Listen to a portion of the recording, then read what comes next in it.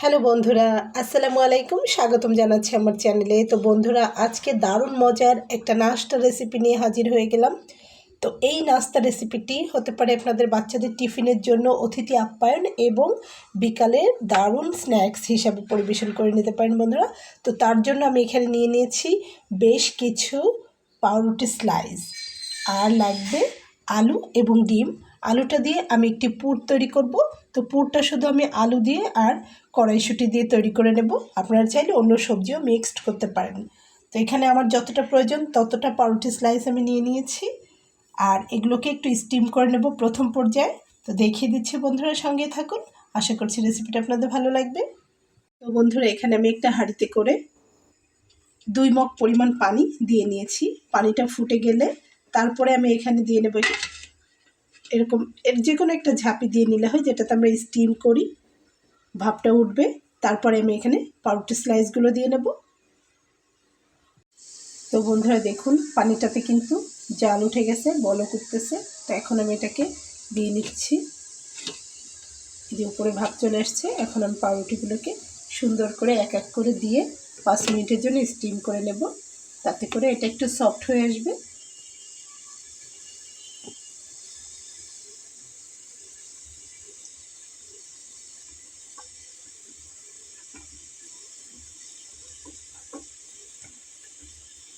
তো দেখুন, আমি সবগুলো পাউরুটি দিয়ে নিয়েছি, আর আমি একটা ঢাকনা দিয়ে একটু ঢেকে দিচ্ছি। আমি একটা ঢাকনা দিয়ে ঢেকে দিয়েছি। এটা আমি 10 মিনিটের মতো স্টিম করে নেব।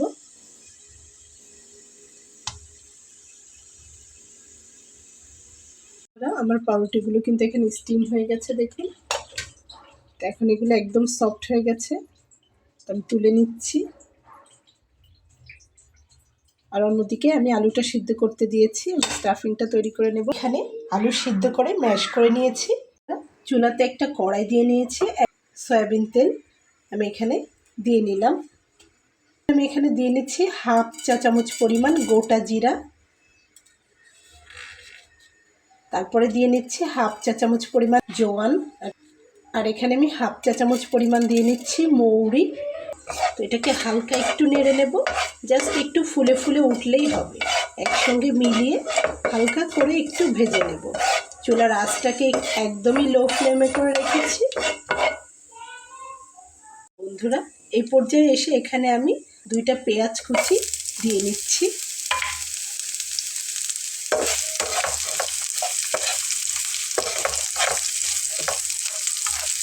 পেঁয়াজটাকে মশলাটার সঙ্গে 5 মিনিটের মতো করে একটু ভেজে নেব, যাতে করে পেঁয়াজের গায়ের যে একটা গন্ধ সেটা শুধুমাত্র চলে যায়।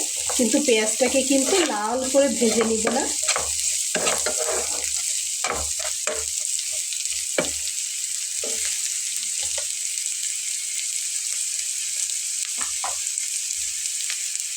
কিছুটা কড়াইশুঁটি দিয়ে নিচ্ছি। তারপরে এখানে আমি দিয়ে নেব স্বাদ অনুযায়ী লবণ। তারপরে দিয়ে নেব 1/2 চা চামচের মতো হলুদ। একটু লাল মরিচের গুঁড়া দিয়ে নিচ্ছি। আপনারা আপনাদের টেস্ট অনুযায়ী দিয়ে নেবেন, যে যতটা ঝাল খেতে পছন্দ করেন। তো আমি খুব বেশি দেব না, আমার যেহেতু ছোট বাচ্চা রয়েছে। নাস্তাটা তৈরি করলে সেও খাবে। তো এখন এর ভেতরে আমি দিয়ে নেব ম্যাশ করে রাখা আগে থেকে আলু। তো এই যে আগে থেকে সিদ্ধ করে রাখা আলুটা আমি এখানে দিয়ে নিলাম।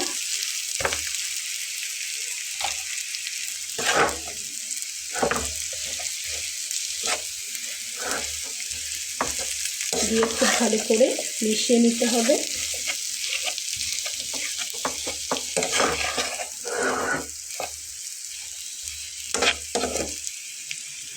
এভাবে আলুটাকে খুব ভালো করে মিলিয়ে তারপর এখানে বেশ কিছুটা ধনিয়া পাতা ফেলে দেব।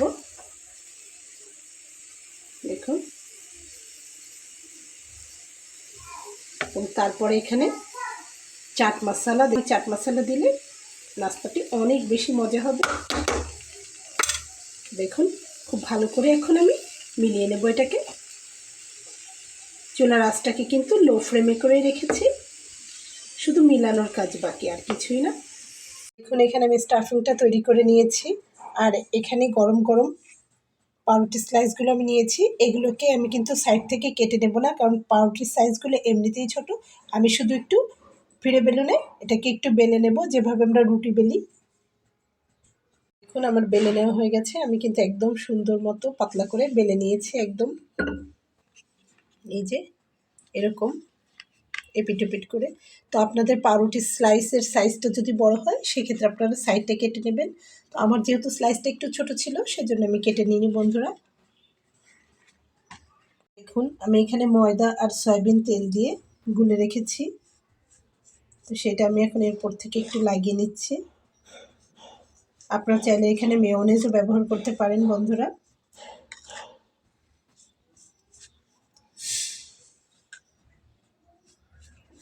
জাস্ট এভাবে একটু লাগিয়ে নিতে হবে।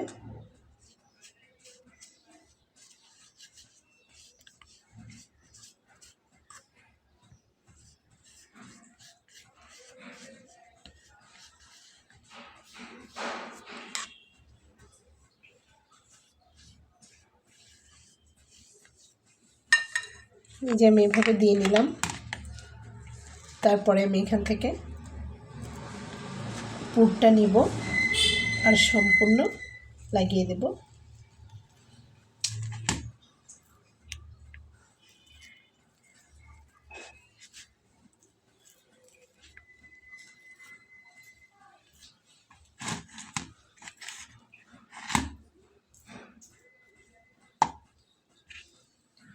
তো পুরটা ঠিক এভাবে লাগিয়ে দেওয়ার পরে কিন্তু হাত দিয়ে খুব ভালো করে ঠেসে ঠেসে ঠেসে ঠেসে এটাকে মুড়ে নিতে হবে। তো ঠিক একদম এভাবেই মুড়ে এটাকে প্রস্তুত করতে হবে। তো বন্ধুরা দেখুন এভাবেই নাস্তাগুলোকে সব তৈরি করে নিয়েছি, দেখিয়ে দিচ্ছি আমি আপনাদেরকে। দেখুন এখানে সব নাস্তাগুলো আমি তৈরি করে নিয়েছি। তো এখন আমি এখানে একটা পাত্র নিয়ে নিচ্ছি, যেটার ভেতরে এই ডিম দুইটাকে আমি ফেটিয়ে নেব। তো বন্ধুরা এখানে ডিম দুইটা আমি ফেটে নিয়েছি। এখন চুলাতে আমি একটা কড়াই দিয়ে নিয়েছি, তাতে আমি তেল দিয়ে নিচ্ছি। আমি এখানে একটা কড়াই দিয়ে নিয়েছি, কড়াইটা গরম হয়ে গেছে, তাতে আমি তেল দিয়ে নিচ্ছি। এটা ডুবো তেলে ভেজে নিতে হবে। তেল দিয়ে নিলাম, তেলটা গরম হচ্ছে।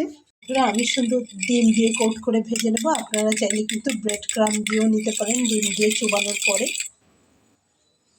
তো আমি এখন এখান থেকে একটি একটি করে দিয়ে নেব ডিমের ভেতরে, আর চামচটা দিয়ে ডিমটা খুব ভালোভাবে কোট করে নেব।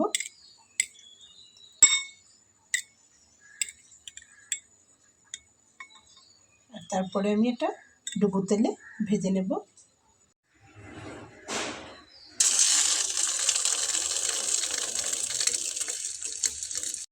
তো দেখুন আমি এখানে একটু গোল্ডেন ব্রাউন করে ভেজে নিচ্ছি। চুলার আঁচটাকে একটু লো ফ্লেমে করে দিয়ে নিয়েছি।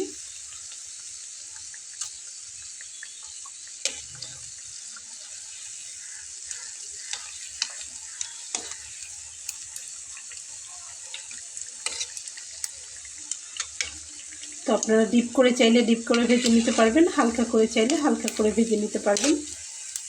সুন্দর কালার আসার জন্য আমি একটু ডিপ করে ভেজে নিচ্ছি।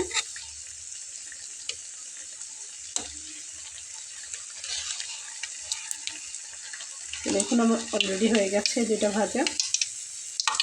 তেলটা ঝরিয়ে তুলে নিচ্ছি।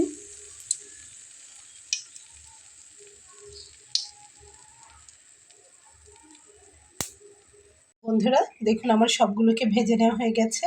আমি এখানে সামান্য ধনিয়া পাতা উপর থেকে কুচি করে নিয়ে ছড়িয়ে দিয়ে গার্নিশ করে নিয়েছি, আর টমেটো সস দিয়ে পরিবেশন করতে দিচ্ছি। তো বন্ধুরা আপনারা যদি স্ন্যাক্সটি তৈরি করেন অবশ্যই আপনাদের পছন্দ অনুযায়ী আপনারা সাজিয়ে নেবেন। তো দেখা হবে পরবর্তীতে নতুন কোনো রেসিপি নিয়ে। সেই পর্যন্ত ভালো থাকবেন। আজকের মতো বিদায় নিয়ে চলে যাচ্ছে। আল্লাহ হাফেজ।